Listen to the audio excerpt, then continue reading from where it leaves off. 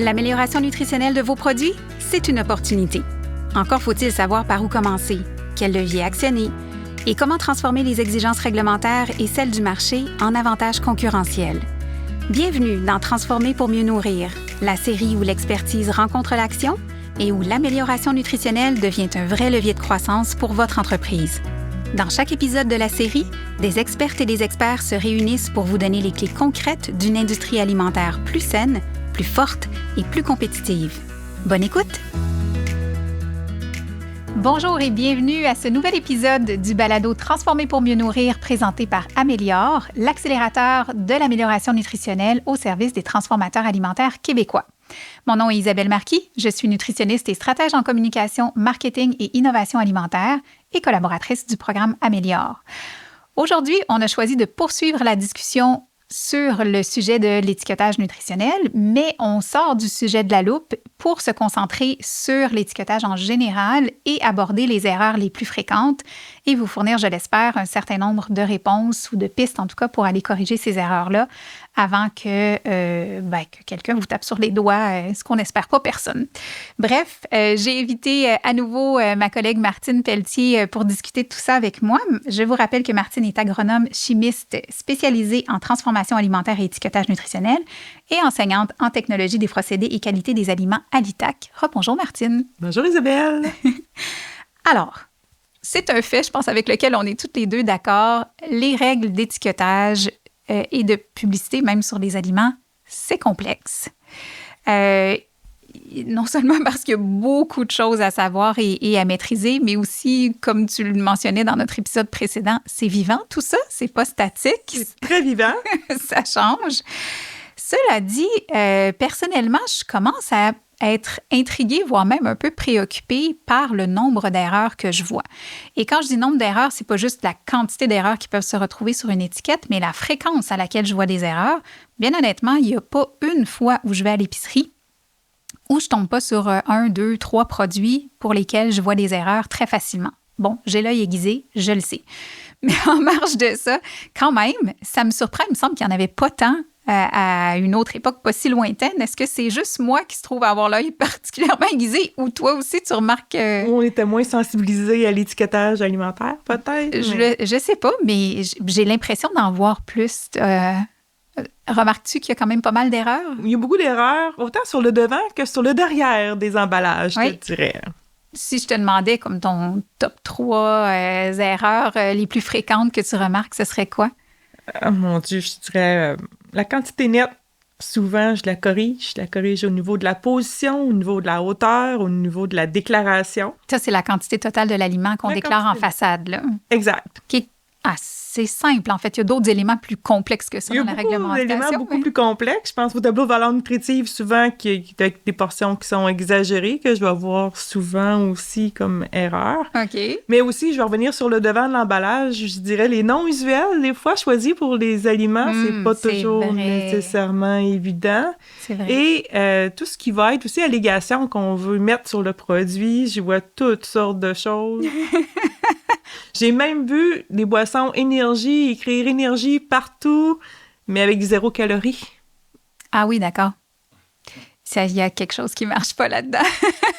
En fait, c'est une claire incompréhension de ce qu'est de l'énergie. Clairement. On va y revenir définitivement. Premier sujet sur lequel je nous propose de plonger, qui est la fameuse liste d'ingrédients. Tu viens de le mentionner brièvement. Une erreur bête que je me permets de mentionner parce que c'est tellement facile à corriger, fait que je vous le passe d'entrée de jeu, on va clairer ça, qui est l'absence de majuscules. Je vous rappelle, ça a changé, ça fait quoi, une dizaine d'années au moins déjà que cette loi-là a changé? La loi a changé en 2016. C'est ça, donc 10 ans cette année que la liste d'ingrédients doit être déclarée un peu différemment d'avant et notamment que la première lettre de chacun des ingrédients doit être en majuscule. Je sais, vous allez me dire, Isabelle, c'est une erreur de grammaire. En grammaire française, après une virgule, on ne met pas de majuscule. En fin de semaine, d'ailleurs. Je me suis fait dire ça aussi. Pas en fin de semaine, mais en tout cas, je me suis déjà fait dire ça. À moins que ce soit un nom propre, on ne met pas de majuscule en français. Je comprends, mais en matière d'étiquetage, les règles de grammaire ne tiennent pas, ou en tout cas pas celle-là.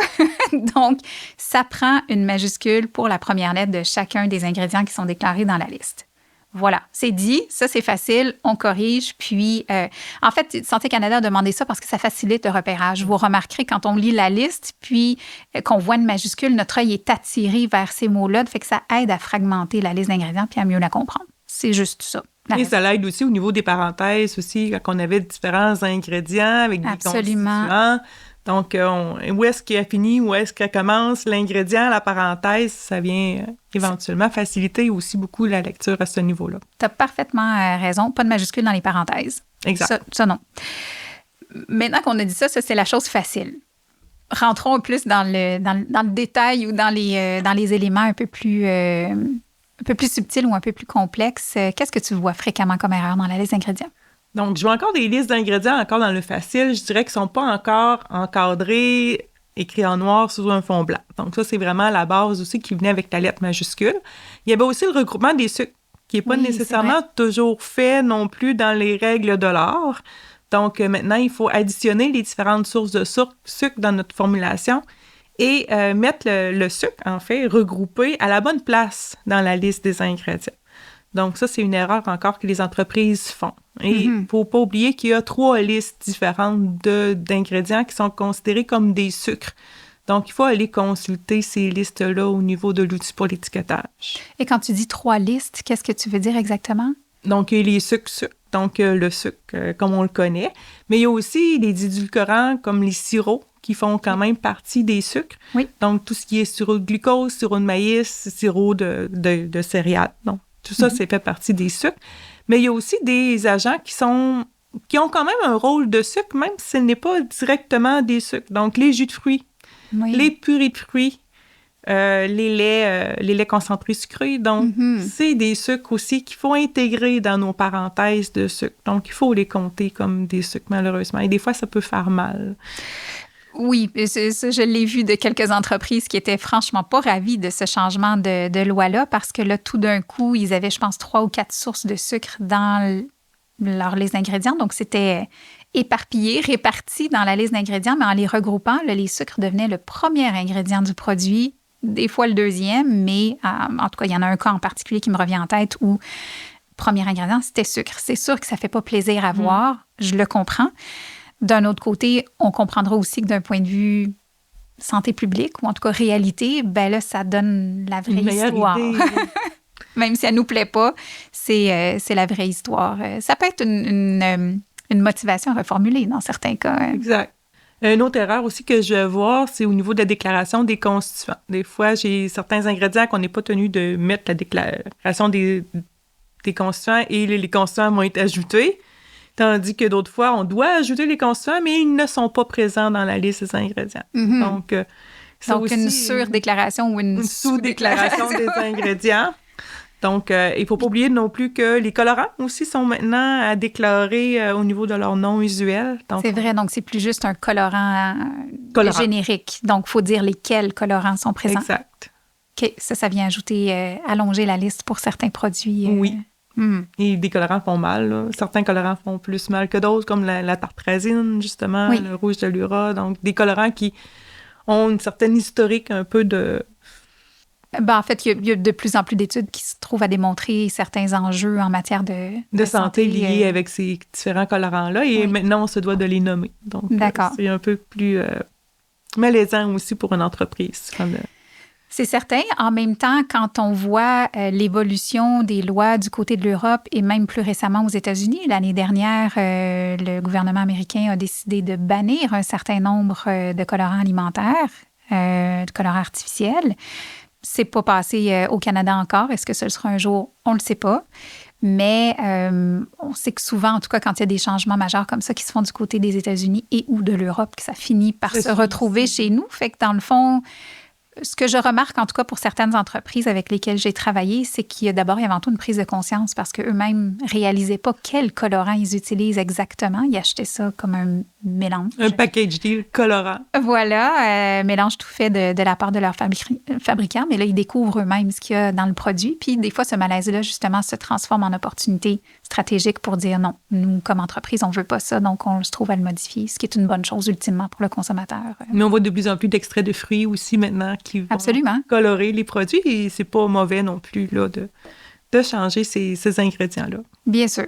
OK, fait que je retiens donc dans la liste des ingrédients à faire attention, les majuscules, les parenthèses, en fait, les déclarations de constituants, de bien vérifier.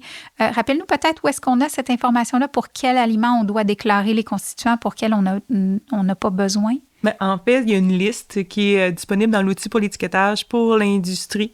Où est-ce qu'on va, quand on clique les ingrédients constituants, on va avoir une liste, environ une trentaine d'aliments où est-ce qu'on n'est pas tenu de déclarer les constituants. D'accord. Donc, c'est un plus, c'est un bonus, en fait, pour l'industrie. Donc, on est comme exempté de mettre les ingrédients de ces ingrédients-là. Par contre, faire attention, des fois, il faut respecter un certain ratio. OK, donc, je pense entre autres aux produits de viande, aux produits, les laits, fromages aussi. Donc, oui, il faut respecter certains ratios et s'assurer aussi que nos ingrédients respectent aussi les normes d'identité de Santé Canada. Donc, Bien c'est sûr. des petites choses là, à respecter pour justement se prévaloir l'exemption de la déclaration des constituants. Peut-être une chose là, qui me vient en tête spontanément qu'on n'avait pas mis dans notre programme, mais je me permets de te poser la question puisqu'on parle d'ingrédients, les allergènes. Ça aussi, il y a souvent des questions, puis je reviens, en fait, c'est notre discussion sur les constituants qui me fait penser à ça à partir du moment où il y a un allergène présent dans les constituants. Et ça doit être là, déclaré. l'exemption tombe, là. Ben, en fait, l'exemption de la déclaration des ingrédients ne tombe pas. C'est l'allergène qui est obligatoire à être indiqué au niveau du contient. D'accord. Donc, à la fin de la liste d'ingrédients, je pense entre autres à certains assaisonnements qui pourraient contenir du soya. Donc, on n'est pas tenu de mettre les constituants de l'assaisonnement en tant que tel. C'est vrai. Mais à ce moment-là, on se doit de l'ajouter, et ça, c'est une obligation, de l'ajouter dans le contient à la suite de la liste d'ingrédients, ou du moins de mettre l'allergène en parenthèse après l'assaisonnement. Ça, OK, donc c'est ça pourrait être encore écrit assaisonnement ou épices, disons, dans la liste d'ingrédients. On met une parenthèse soya. Exact. Ou bien, on ne met pas cette parenthèse-là, mais comme tu dis, à la suite de la liste, contient 2 points et le soya apparaît. Oui. Moi, j'aime bien le contient à la fin de la liste des ingrédients. Ça permet aux personnes allergiques de ne pas fouiller dans la liste des ingrédients. Oui, donc, c'est plus clair. Oui. Pour le consommateur allergique, en tout cas, moi, être maman d'un enfant qui est allergique, je serais très, très, très heureuse d'avoir tous les allergènes à la fin de la liste des ingrédients, bien identifiés et bien, absolument. Et bien clairs. Sinon, c'est non seulement un casse-tête, mais un gros stress. Oui. Quand c'est pas bien déclaré. Super. Parlons peut-être un peu d'allégations nutritionnelles et d'allégations santé ou relatives à la santé. Je nous rappelle quelques principes de base relativement à ces allégations-là. De un, que toutes les mentions qui sont faites à propos d'un nutriment sont réglementées. Que ce soit affiché sur le devant de l'emballage, que ce soit affiché à l'arrière dans le texte descriptif, comme on aime appeler dans le jargon marketing, la romance en arrière de l'emballage. Ça, je vois ça souvent comme erreur. Des entreprises qui savent qu'elles n'ont pas le droit de faire une allégation formelle sur le devant de l'emballage, mais qui, au travers de la romance, vont glisser un riche en protéines, riche en antioxydants, ce genre de choses-là. Toutes les mentions d'un nutriment sont réglementées, peu importe où est-ce que vous l'écrivez. Donc, ça, c'est un principe important à rappeler. Aussi, à partir du moment où vous faites une mention d'un nutriment, ce nutriment-là doit absolument être affiché dans le tableau de valeur nutritive. Puis l'erreur la plus fréquente que je vois, c'est à propos justement d'antioxydants, donc de vitamines comme la vitamine E. Vitamine C. Vitamine C, exactement, qui sont plus des nutriments qui doivent se retrouver dans la version standard là, du tableau de valeur nutritive. C'est des ajouts. Mais vous savez que vous avez une liste, il y a 14, 18 nutriments, que je me souviens plus combien qu'on a le droit d'ajouter dans votre tableau. Vous pouvez en mettre plus que ce qui est imposé par la loi. C'est très long, le tableau de valeur nutritive. Hein? Oui, on le voit entre autres sur les boîtes de céréales. Je pense que c'est la catégorie où on est le plus habitué de voir des très, très longs tableaux. Mais à partir du moment où vous voulez, par exemple, mentionner que c'est une source élevée de vitamine E ou de vitamine C, il faut absolument que cette vitamine-là apparaisse dans le tableau de la valeur nutritive, sinon vous n'avez pas le droit d'en parler. La même chose pour les oméga 3, oméga 9 aussi. Absolument, oui. Bon exemple aussi, qui ne se retrouvent pas normalement. Les polyinsaturés, les gras polyinsaturés ne sont pas à déclaration obligatoire. Dans le tableau de valeur nutritive. Donc, il faut allonger notre tableau de valeur nutritive pour pouvoir ajouter ces nutriments-là. Mais si c'est une valeur ajoutée du produit, pourquoi pas? Ben oui. Mais il ne faut juste pas oublier de le mettre dans le tableau, si c'est le cas. Puis, dernière règle que je me permets de rajouter, puis je ris un peu parce que ça se veut gentil comme rire. Pour avoir travaillé pendant une 12aine d'années en agence conseil, et en ayant fait, entre autres, du design d'emballage, de la publicité, etc., j'ai vu beaucoup d'élan créatif au fil des années à faire de l'emballage ou des règles d'étiquetage sur l'emballage quelque chose d'extrêmement hermétique, où on n'est plus by the book, si vous me permettez l'anglicisme. Mais en pub, on se lâche lousse, on dit ce qu'on veut ou on le trafique comme on veut. Le fameux outil d'étiquetage pour l'industrie dont tu parles s'appelait jusqu'à il n'y a pas si longtemps l'outil ou le guide pour l'étiquetage et la publicité sur les aliments. Le mot publicité ne fait plus partie du nom du guide, mais c'est encore dans les règles. Donc, toutes les règles qui s'appliquent aux étiquettes des aliments s'appliquent aussi à la publicité. Voilà, je tenais à le rappeler. Donc, vous n'avez pas plus le droit d'écrire sur Facebook, Instagram ou TikTok que votre produit est riche en protéines s'il ne se qualifie pas pour une allégation sur les protéines sur votre emballage. Ça ne tient pas la route. Maintenant que j'ai dit ça, j'aimerais qu'on parle un peu de deux nutriments qui sont particulièrement à la mode depuis quelque temps, les protéines et les fibres, pour lesquels les erreurs s'accumulent. Oui, s'accumulent. Il y en a quand même pas mal. Peux-tu nous rappeler en bref comment déterminer si mon produit se qualifie pour faire une allégation? Commençons par les protéines parce que les deux sont complètement différents. Les calculs ne sont pas les mêmes. Et même pour les vitamines aussi. Mais bref, on commence par les protéines. Oui, voilà. Donc, qu'est-ce qui nous dit qu'on se qualifie ou qu'on ne se qualifie pas? Les protéines, c'est complexe. Des fois, on veut juste faire affaire, on veut juste regarder le tableau valeur nutritif et dire « Ah, mon produit contient des protéines et on devrait faire une allégation. » Oui, mais non. C'est beaucoup plus complexe que le tableau valeur nutritive en ce qui a trait au niveau des protéines parce qu'il faut calculer une cote protéique. Et la cote protéique ne se fie pas seulement à la quantité des protéines qui sont disponibles dans l'aliment, mais aussi la qualité des protéines qui sont disponibles dans l'aliment. Et pourquoi? Mais parce qu'éventuellement, si on a des produits qui viennent de produits animaux, c'est reconnu que les acides aminés ça contient tous les acides aminés essentiels. Donc, éventuellement, la cote protéique de ces aliments-là va être supérieure à des produits qui sont dérivés de produits végétaux, où est-ce que souvent, il va manquer certains acides aminés. Donc, souvent, même les produits végétariens, donc, pour avoir une alimentation équilibrée, il faut avoir, en fait, une combinaison des acides aminés des produits végétaux pour aller chercher, en fait, tous les acides aminés essentiels. Donc, il y a une cote protéique à aller calculer, et ça aussi, c'est disponible dans l'outil pour l'étiquetage. Il y a aussi ce qu'on appelle l'indice chimique corrigé de la digestibilité des protéines. Donc, ça, je prends mes notes pour pouvoir aller chercher l'information, mais éventuellement, il y a des analyses beaucoup plus poussées avant de pouvoir dire que mon produit est une bonne source ou une source de protéines. Okay. Donc, il ne faut pas seulement se baser aux résultats du tableau de valeur nutritive, mais c'est vraiment plus au niveau de la qualité de la protéine qui est présente dans le produit. Donc, puis je pense que c'est une bonne chose, cette notion-là de qualité qui est ajoutée et pas juste la quantité, parce que comme tu le disais bien, chaque source de protéines n'a pas la même structure, n'a pas la même constitution. Puis, j'ajouterais à ça l'aspect biodisponibilité, donc la capacité que le corps humain a à absorber différentes sources de protéines.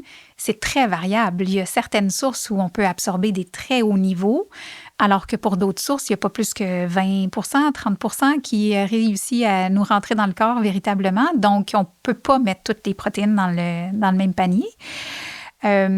Parfait. Donc, il y a ce calcul-là qui est à faire pour voir si on atteint un certain niveau. Et si je ne me trompe pas, ça prend minimalement une cote protéique de 20 pour pouvoir alléguer quelque chose. Et autre fait particulier aussi dans le cas des protéines comparativement aux autres nutriments, c'est qu'on n'a pas 3 niveaux d'allégation. Non, donc, on a source et bonne source. Oui, source et bonne source. OK. Je ne suis pas sûre si c'était source et bonne source ou source et excellente source. C'est niveau 1, niveau 3 ou à revérifier. À vérifier. Mais en tout cas, il y a 2 niveaux. Il y a 2 niveaux. Il y a 2 niveaux, code protéique de 20 et de 40. Oui. Si je ne me trompe pas. Donc, le saut est grand, là, comparativement aux vitamines. Fait que... Donc, méfiez-vous. Donc, si vous faites moi, je vois souvent aussi cette demande de bonnes sources de protéines ou sources de protéines pour des produits qui sont véganes. Donc là, je me dis, c'est plus difficile à atteindre. C'est beaucoup plus difficile à prouver et à atteindre. Donc, à ce moment-là, peut-être, si vous êtes convaincu de vos sources de protéines, peut-être aller chercher les analyses qu'il le faut pour pouvoir le valider. Donc, est-ce que c'est un calcul qu'on peut faire facilement ou c'est mieux de passer par un labo ou par des experts comme toi? Ben oui, passer par des experts ou un laboratoire, complexe, c'est beaucoup plus... Oui, c'est assez complexe. Donc, il faut vraiment y aller. Et surtout pour les aliments qui vont contenir beaucoup d'ingrédients de sources protéiques. Donc là, ça peut devenir encore plus complexe. Oui, parce que là, chaque source de protéines va avoir sa propre va être cote. évaluée, oui. Et là, selon la proportion dans le produit, ça vient interférer dans le calcul final. Exact. OK, moi, je veux pas me casser la tête avec ça. Je t'appelle quand j'ai un problème.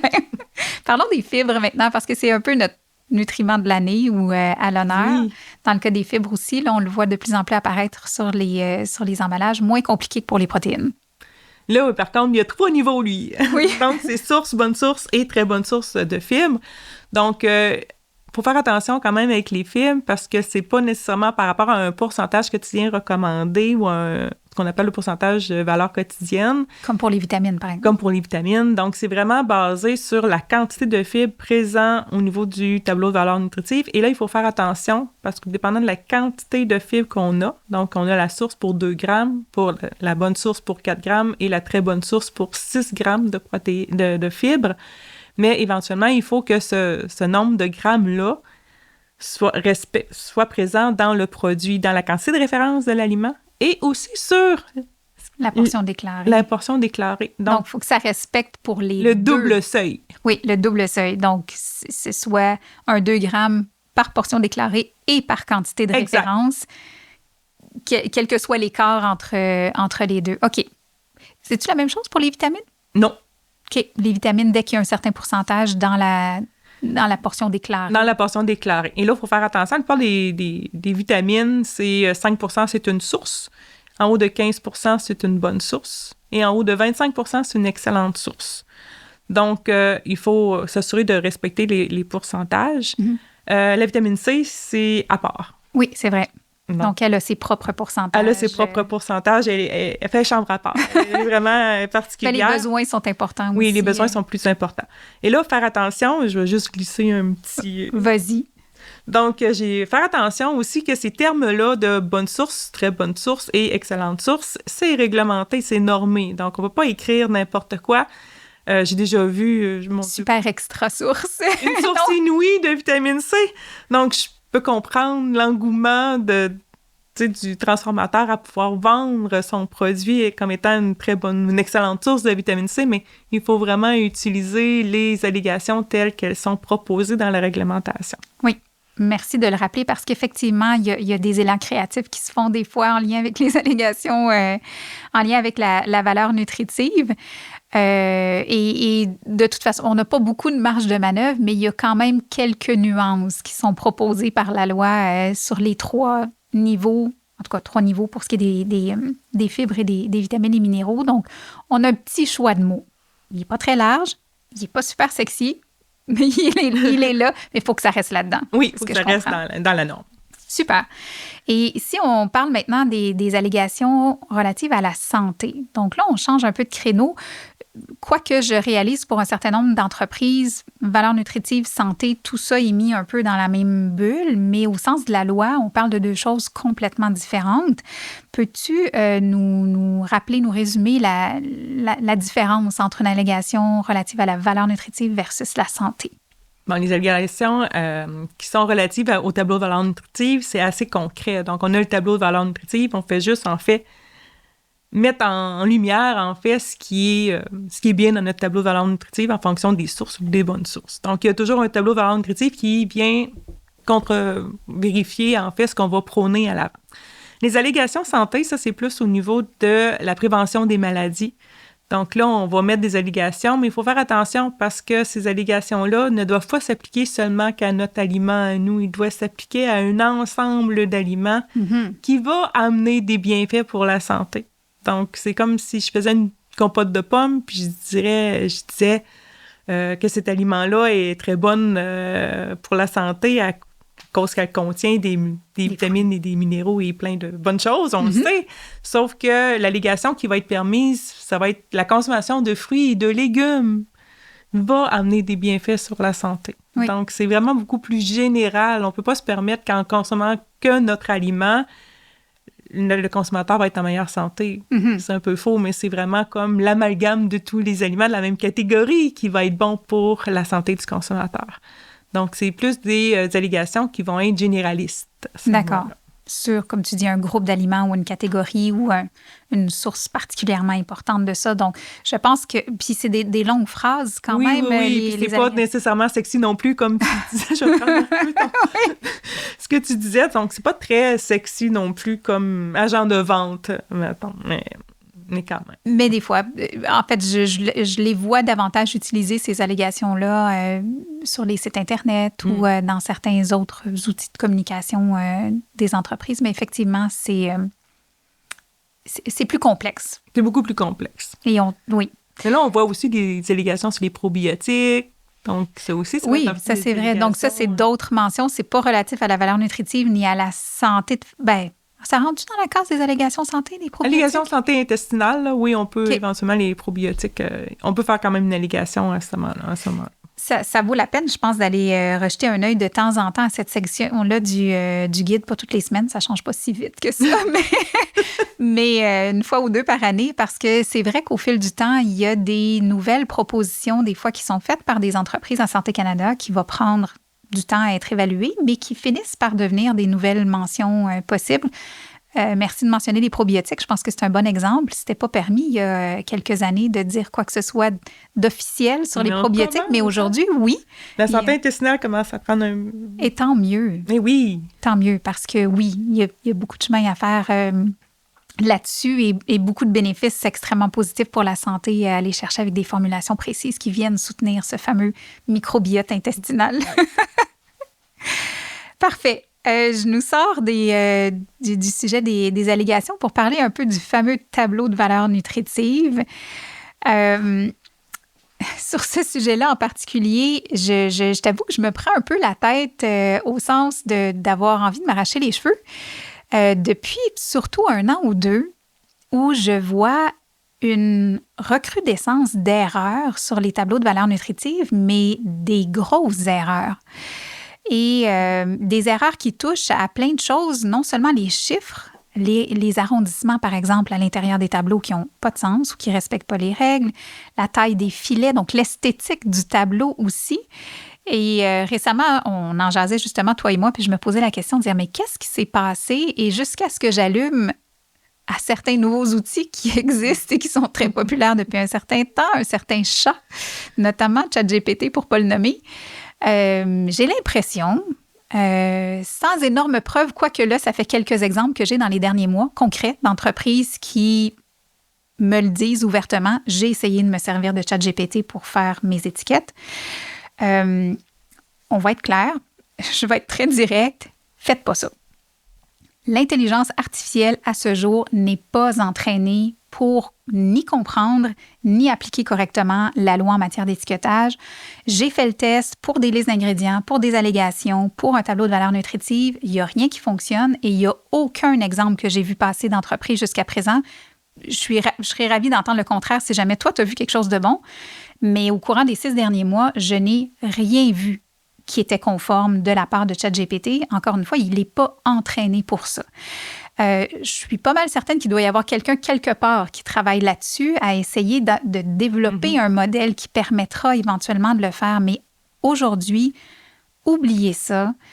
Pour tout ce qui est réglementé, notamment comme un tableau, tournez-vous vers des experts comme Martine ou autres pour pouvoir les générer pour vous parce que c'est vraiment le chaos total.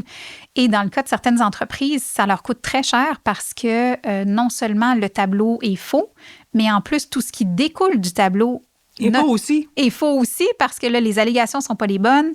En tout cas, c'est une déception souvent quand on refait le tableau de valeur nutritive et que là, les informations changent. C'est clair. Et là, des fois, ça fait apparaître une loupe.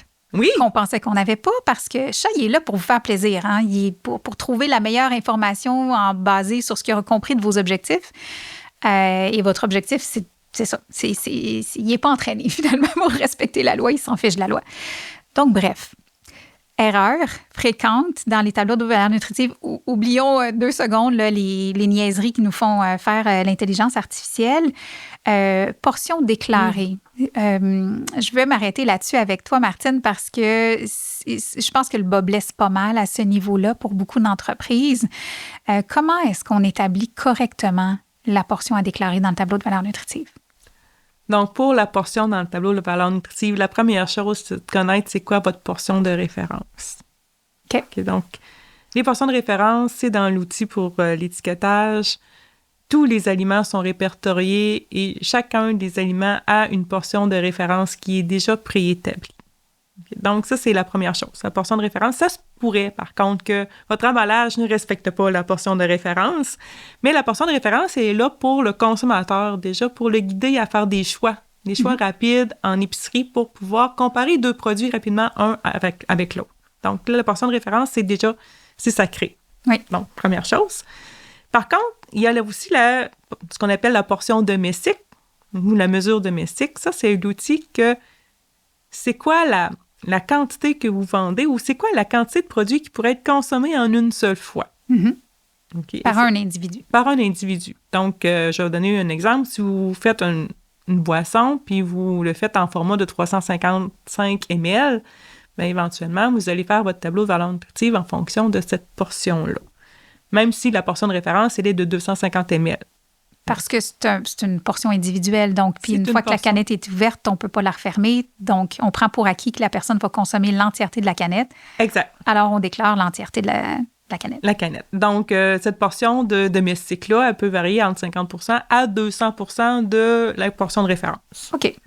Donc, là, tout dépendant, qu'est-ce que vous avez comme emballage, qu'est-ce que vous avez comme produit. Mais là, on va choisir qu'est-ce qu'on déclare éventuellement sur notre tableau de valeur nutritive.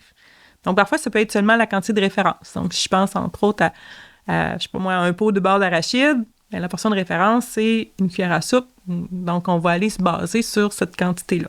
Voilà. Donc, on va y aller soit avec la quantité de référence ou avec une portion domestique qui va être plus facile pour le consommateur. Il y a certaines fois aussi, on va vous demander de mettre une portion domestique okay, sur votre produit pour donner une idée à quoi que la portion de référence va faire allusion. OK. Donc, une proportion de l'emballage total. Une part ou une proportion de l'emballage. Donc, ça peut arriver comme pour un emballage de noix, la portion est de 50 grammes. Je vous donne un emballage de 100 grammes. Bien, éventuellement, on va mettre pour la portion de référence 50 grammes, mais on va indiquer au consommateur à quoi ça correspond. Donc, on ajoute la fameuse parenthèse un demi-emballage, par exemple, un demi-sachet. Ou un demi-sachet. Donc, pour donner une idée au consommateur, à quoi correspondent les valeurs nutritives. Mm-hmm. Donc, souvent, on a même le consommateur qui regarde le tableau ou pas, il ne sait même pas à quoi ça correspond, ça, dans mon emballage, ces valeurs nutritives. 50 grammes de noix ou 50 grammes de croustilles ou 50 grammes de yogourt, c'est visuellement parlant, c'est ça pas du tout la même chose. Oui, c'est ça. Fait que c'est vrai que cet ajout-là, c'est un ajout obligatoire ou c'est... c'est conseillé. Je te dirais, il y a certains produits que c'est plus difficile à faire. Je pense, entre autres, comme à des charcuteries ou qui vont être vendus comme en bloc. Ah oui, bien là, oui, dépendamment si tu tranches épais ou pas épais, exact. Ça marche donc, pas. C'est plus difficile. Par contre, des produits de charcuterie qui sont déjà pré-tranchés, on va conseiller de mettre le nombre de tranches, qui va correspondre à la portion de référence. Donc, on va vraiment y aller avec un outil pour le consommateur pour lui dire à quoi ça correspond exactement le tableau, les informations qui sont dans le tableau. Mm-hmm. Et donc, quand on arrive à cet ajout-là, pour lequel je suis franchement d'accord parce que c'est vrai que c'est pas toujours facile de s'imaginer à quoi correspond un certain nombre de grammes ou de millilitres selon qu'on est en liquide ou en solide. Encore faut-il que la portion qu'on choisit de déclarer soit logique pour le consommateur. Il m'arrive des fois de voir certaines fractions d'emballage, en fait, ou l'équivalent d'une certaine fraction d'emballage que je vais voir dans le tableau de valeur nutritive, sans dire qu'il ne fait pas de sens, mais qui est tellement pas intuitif pour le consommateur. Comme tu le disais tout à l'heure, dans cette portion-là qu'on déclare, si elle n'est pas la même que la quantité de référence suggérée par Santé Canada, on a un peu de marge de manœuvre pour qu'elle soit un petit peu plus grande, un petit peu plus petite. Mais j'essaie, en tout cas personnellement, de recommander vraiment aux entreprises d'ajuster le calcul pour que l'indication qu'on donne aux consommateurs sur la proportion que ça représente de l'emballage complet soit le plus intuitif possible et le plus simple à comprendre possible. Sinon, il n'y a personne qui a envie de se faire des mathématiques. Là, c'est comme surtout une pas pour pizza, ça. on va y aller pour un sixième, un quart, des fois, dépendant de la taille de la pizza. Donc, oui. Pizza, la quantité de référence est de 200 grammes. Donc, comment qu'on ajuste notre pizza? Est-ce qu'on la divise en 4? Est-ce qu'on la divise en 6? Est-ce qu'on la divise en 8? Donc, c'est là où la référence avec le poids devient importante parce qu'une pizza croûte mince avec rien d'autre dessus que de la sauce tomate puis quelques feuilles de basilic n'aura pas du tout le même poids qu'une pizza style Chicago avec une croûte super épaisse, du fromage, etc. Donc, cette indication-là, effectivement, pour le consommateur de dire, ta portion de référence, c'est tant de grammes sur toutes les pizzas. Donc, on a le même chiffre en grammes, mais dans le cas d'une, ça représente 1/8 de la pizza, alors que dans l'autre, c'est une demi. Exact. Bon, peut-être que j'étire un peu l'élastique ici, mais ça se peut. Oui, ça se fait très bien. Super. Donc, à faire attention, puis encore une fois, à faire doublement attention, non seulement pour que ça aide le consommateur dans sa compréhension, mais ultimement parce que ce que vous choisissez de mettre comme quantité de référence, ça influence tous les chiffres qui se retrouvent dans le tableau et éventuellement tout ce que vous avez le droit et pas le droit de dire concernant la valeur nutritive du produit. Donc, c'est vraiment pas à négliger comme information. Vraiment pas. Autre chose en lien avec les TVN que j'aurais oublié, que tu voudrais souligner? Suivez les gabarits de Santé Canada. Ah donc, oui. Très important. La forme, l'épaisseur des lignes, la présentation des caractères. Et il y a des modèles aussi de tableaux qui doivent respecter en fonction de la SED de votre emballage. Donc, toute la surface exposée disponible. Donc, c'est important de tout calculer, la surface de l'emballage au complet, pas seulement la portion avant, là, comme c'est le cas avec le nouveau symbole nutritionnel, mais vraiment tout l'emballage au complet. Et à ce moment-là, on va pouvoir compter c'est quoi la surface de notre tableau de valeur nutritive qui va être applicable pour notre produit. C'est un très bon point, puis je renchéris et répète ce que tu viens de dire parce que je trouve que c'est super important. On le mentionnait dans l'épisode précédent en parlant de la loupe. La loupe, c'est vraiment la façade de l'emballage. Mm-hmm. Sa taille, sa surface complète qui sert de guide pour déterminer la taille de la loupe qu'on va utiliser. Mais pour le tableau de valeur nutritive, ce sont toutes les faces de l'emballage qui doivent compter dans le calcul pour déterminer la taille du tableau. Donc, c'est... Il y a quelques exceptions, mais quand même, c'est pas mal la globalité de l'emballage qui doit être considérée. Voilà. Et encore une fois, comme je disais au début, que votre designer graphique s'appelle ChatGPT ou qu'il ait un nom plus normal, il n'y a aucune liberté créative en matière de tableau de valeur nutritive. C'est totalement réglementé, incluant, comme tu disais, la taille des filets, les proportions, les espacements entre les lignes, entre les marges, ce qu'il y a autour. Tout est réglementé. La forme des caractères aussi, des fois, je vois des caractères qui ont comme pas rapport dans un tableau de valeur nutritive. Donc, il faut vraiment choisir la bonne police aussi. Oui, donc... c'est ça, j'allais dire. J'ai vu des choix de police très... libertins. Oui, très créatifs aussi dans le tableau de valeur nutritive pour que ce soit joli ou uniforme avec le reste de l'emballage. Ça passe pas. Il est plate, le tableau, mais il est comme ça. Puis le bon côté de la chose, c'est que c'est universel. Il y a personne qui s'en sauve, donc soyez pas frustrés de ça. La liste d'ingrédients aussi, soyez... C'est vrai, on ne l'a pas mentionné tout à l'heure, mais oui, le tableau et la liste se parlent un peu. Oui, normalement. Des petites nuances là-dessus? Oui, une petite nuance. Donc, quand on utilise des gros tableaux de valeur nutritive, donc les formats les plus... les plus grands. Les plus grands. Donc, il faut s'assurer que notre liste d'ingrédients suivent aussi. Donc, si on a des grands caractères au niveau de notre tableau de valeur nutritive, il faut respecter la même hauteur de caractères dans notre liste d'ingrédients. Donc, ça, c'est une norme. C'est vrai que c'est une autre erreur fréquente. Oui. Merci de le souligner parce que je le vois surtout sur les emballages de produits qui ont des longues listes d'ingrédients ou pour que ça rentre dans l'espace, on va réduire la taille de caractère, des fois de manière substantielle, même en dessous des minimums qui sont permis par la loi. Mais comme tu le rappelles bien, c'est la taille dans le tableau de valeur nutritive qui est notre guide. Fait que si vous êtes tenu d'utiliser un tableau standard, c'est la même hauteur de caractère qui doit s'appliquer dans la liste d'ingrédients. Ça fait jamais plaisir aux designers, mais il y a toujours moyen de moyenner. Je vous le dis, j'ai travaillé sur au moins une 60aine de marques différentes et d'emballages différents. On trouve toujours le moyen de s'en sortir. Choisissez, vu que la norme est sur la hauteur, choisissez des polices qui sont plus hautes que larges. Ça va vous aider au niveau... Un petit peu plus compact. Oui, Arial Narrow est très... Oui, en effet, ça peut aller. Quoique là aussi, il y a un maximum de compression entre les lettres qu'on peut se permettre, mais oui, ça peut être un petit truc des fois. Merci de le souligner. J'aimerais maintenant qu'on parle un peu des risques, parce qu'une question qui revient quand même fréquemment de la part d'entreprises avec lesquelles j'ai travaillé dans le passé, c'est de dire, OK, Isabelle, tout ça, c'est bien beau, là, mais qu'est-ce qui arrive si je décide de ne pas t'écouter? Puis que je ne les respecte pas, les règles, ou en tout cas, à moitié, ce qui fait mon bonheur. Qu'est-ce qui peut se passer?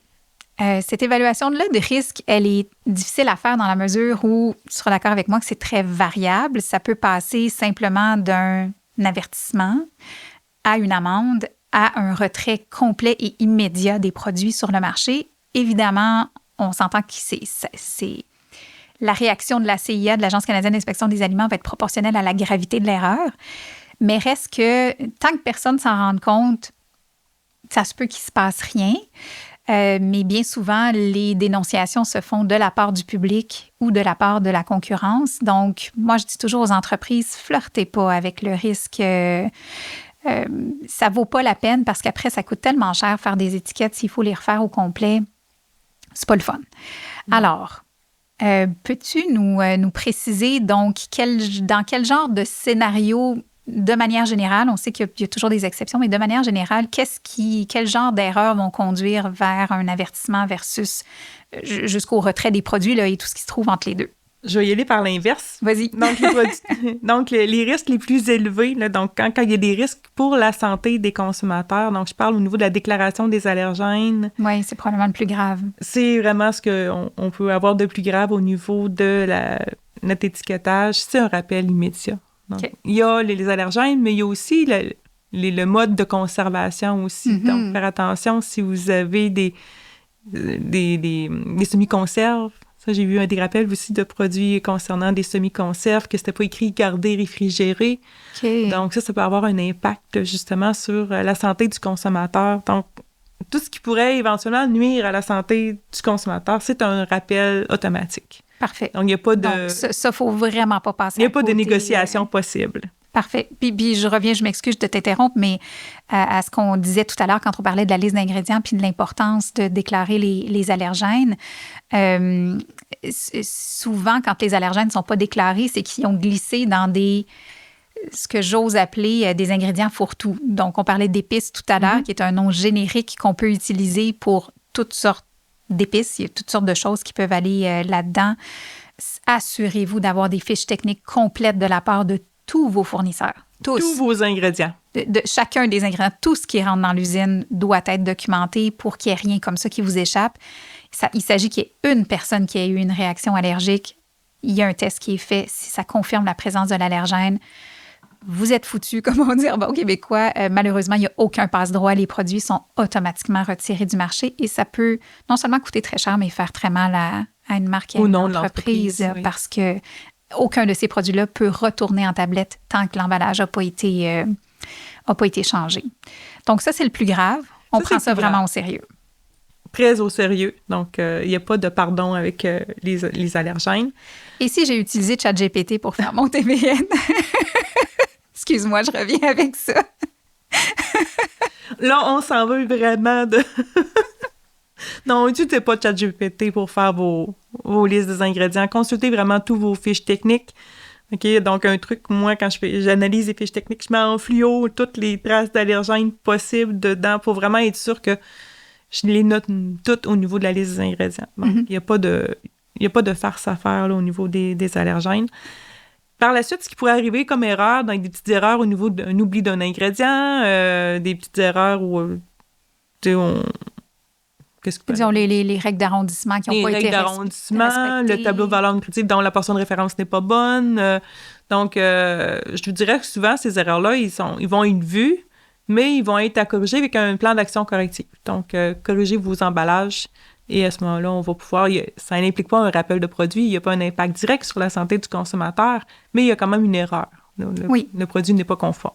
Donc, ça peut s'attribuer aussi au nom usuel du produit, des fois. Donc, ils vont vous demander de corriger vos emballages. Donc, faites attention avec les produits véganes, surtout. OK, oui, ça fait 2 fois que tu le mentionnes. Je pense que tu en vois plusieurs erreurs là-dessus. Oui, mais ça s'est calmé, je dirais, durant les dernières années, mais il y a eu vraiment une effervescence aussi au niveau des produits véganes avec les noms usuels, où est-ce que là, on voulait utiliser le lait d'avoine, le lait d'amande. Donc, non, c'est des boissons. Donc, je sais qu'il y a certains transformateurs, je pense, qui ont voulu garder des noms qui sont associés à des produits qui ne sont pas véganes, et c'est correct, parce qu'on veut quand même que ça parle aux consommateurs, c'est quoi notre produit. Donc, je suis d'accord, mais éventuellement, il y a des produits, certains de mes clients qui ont été loin avec l'Agence canadienne d'inspection des aliments pour justement faire accepter leur nom de produit.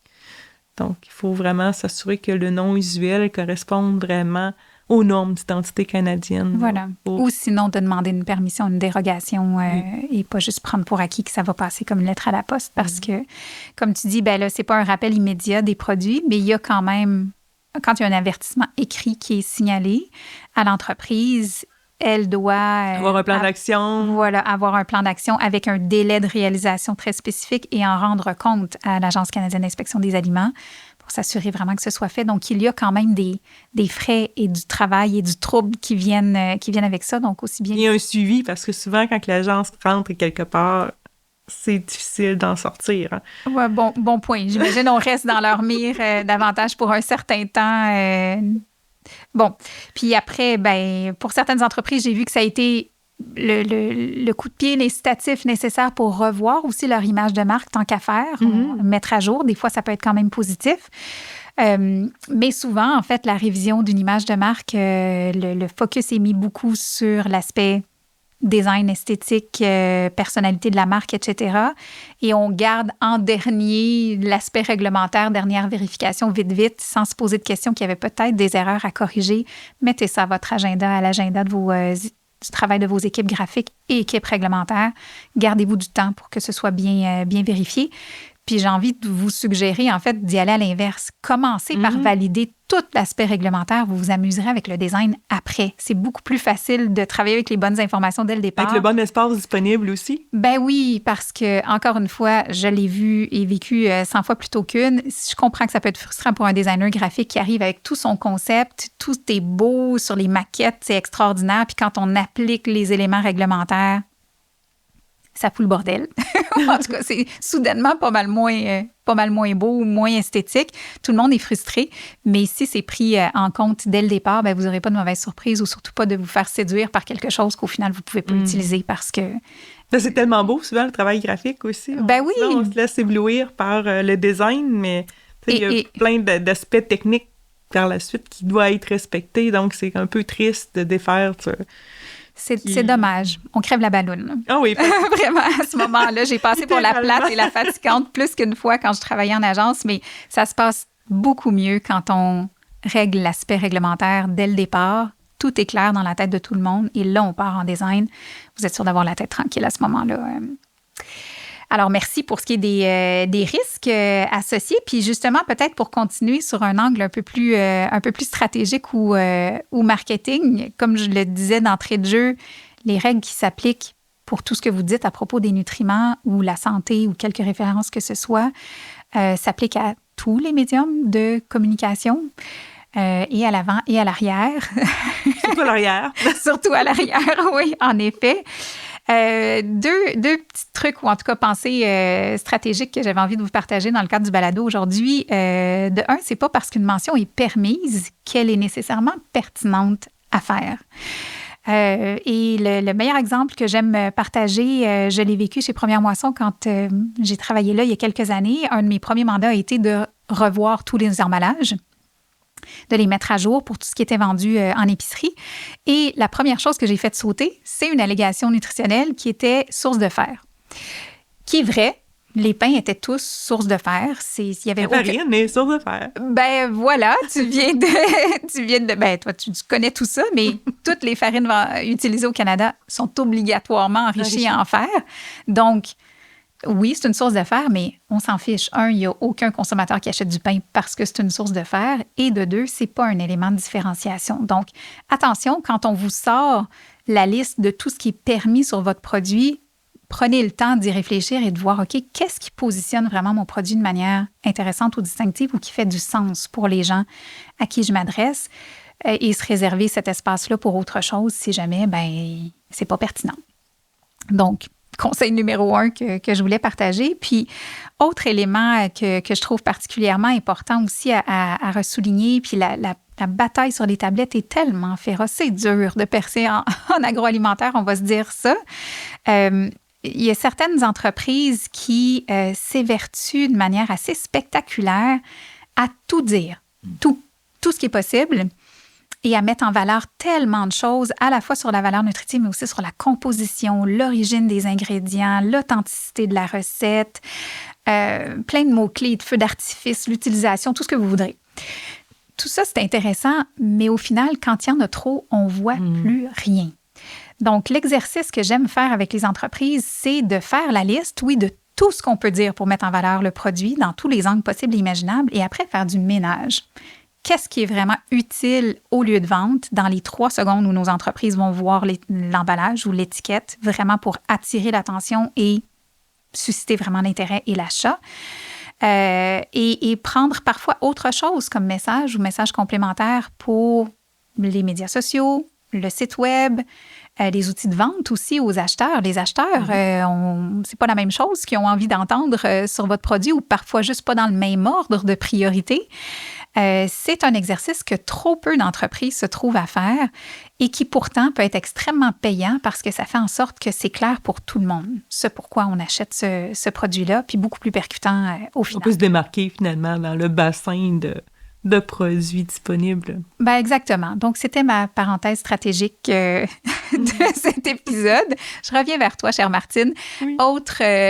Autres idées, suggestions ou inspiration que tu voudrais partager? Je vais juste faire du pouce sur ce que tu as dit. Donc, éventuellement, les allégations qui veulent rien dire non plus. Donc, je voyais, moi, des allégations de produits naturels. Mais c'est quoi naturel pour toi?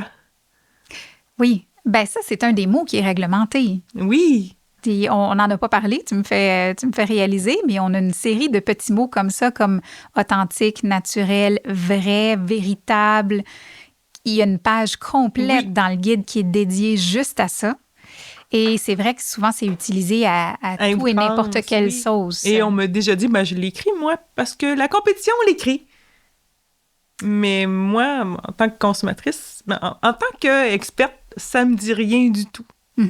OK, donc, mais qu'est-ce qui fait que ton produit, à toi, il se distingue des autres, justement? C'est-tu parce qu'il est non pasteurisé? C'est-tu parce que, je sais pas, moi, c'est des pommes, qui viennent d'une telle sorte de pomme? C'est-tu parce que c'est de la Granny Smith? C'est-tu parce que c'est de la Macintosh? C'est-tu parce que t'as pas ajouté de sulfite? C'est pourquoi tu dis que ton produit, il est naturel. Oui, d'être un peu plus précis ou un peu plus explicite au lieu d'utiliser juste des généralités qui, au final, comme tu le dis bien, disent pas grand-chose aux consommateurs ou le guident pas vraiment. Parce qu'on veut juste faire comme la compétition. Oui. Puis au final, l'idée devrait être de se positionner un peu différemment. Donc, oui, tout le monde peut dire naturel, mais comme tu dis, la définition de naturel ne sera pas la même. En fait, je me rétracte. Tout le monde ne peut pas dire que c'est naturel et non, ce mot-là, vous ne pouvez plus l'utiliser comme avant. C'est beaucoup plus strict que c'était. Mais ce que j'essayais de dire maladroitement, c'est que en supposant que vous aviez un réel argument pour dire que votre produit est naturel, quel est-il? Exactement. Donc, d'être un peu plus précis sur la nature de la naturalité dans le produit. Mais c'est important, puis pas juste d'un point de vue réglementaire, mais d'un point de vue stratégique aussi, parce qu'ultimement, et les acheteurs et les consommateurs veulent pouvoir comprendre et percevoir cette nuance-là dans votre produit versus un autre, surtout si vous faites des efforts particuliers pour rendre votre produit plus naturel que le voisin. De grâce, dites-le, mais dites-le clairement sur ce qui en est. On pourrait en parler, je pense, pendant des heures et des heures parce qu'il y a tellement de choses, mais j'espère avoir réussi avec Martine à répondre à plusieurs de vos interrogations. Merci encore infiniment de nous avoir si généreusement partagé ton savoir et ton expérience sur tout ça. Encore une fois, si vous avez des questions, si vous avez besoin d'accompagnement en matière d'étiquetage ou autres liés de près ou de loin avec l'amélioration de la valeur nutritive de vos produits, n'hésitez pas à faire appel à l'équipe d'Améliore. On va mettre sur le site d'améliore.ca les références dont on a parlé aujourd'hui. Et j'ajouterais que le campus CETA, qui vient tout juste de lancer une formation à l'intention des transformateurs alimentaires, formation de 5 heures, je crois, que vous pouvez faire à votre rythme en ligne. sur l'étiquetage nutritionnel. Donc, pas spécifiquement sur la loupe, mais l'ensemble de ce qu'on a discuté aujourd'hui et toutes les autres nuances et subtilités dans la loi. Donc, profitez-en pour aller voir ça ou l'offrir à vos équipes là, qui travaillent sur vos étiquettes pour s'assurer que tout le monde est à jour et le plus à l'aise possible. Puis sinon, faites-nous signe. Alors, merci encore une fois, Martine. Et puis, lors de notre prochain épisode, on sort des étiquettes et des emballages et on va se tourner vers les consommateurs. Je me suis interrogée à savoir est-ce que les consommateurs remarquent la loupe? Et s'ils la remarquent, qu'est-ce qu'ils en comprennent? Et ultimement, est-ce que ça les influence dans leur comportement d'achat ou pas? L'équipe d'Améliore a mandaté la firme Léger pour faire une étude auprès des consommateurs assez approfondie sur le sujet et j'aurai le plaisir de m'entretenir avec une vice-présidente de chez Léger pour vous présenter en primeur les résultats de cette étude-là. Donc, ne manquez pas notre prochain épisode. À la prochaine! Vous avez aimé cette conversation? Partagez-la avec vos collègues de l'industrie. C'est comme ça que les bonnes idées circulent. Et besoin d'aide pour accélérer vos projets d'innovation et d'amélioration de la qualité nutritionnelle de votre offre? Améliore est là pour vous. Consultez notre site web améliore.ca pour découvrir tous nos services. Ce balado Transformer pour mieux nourrir est une initiative du Conseil de la transformation alimentaire du Québec, rendue possible grâce au soutien financier du ministère de l'Agriculture, des Pêcheries et de l'Alimentation du Québec. À bientôt!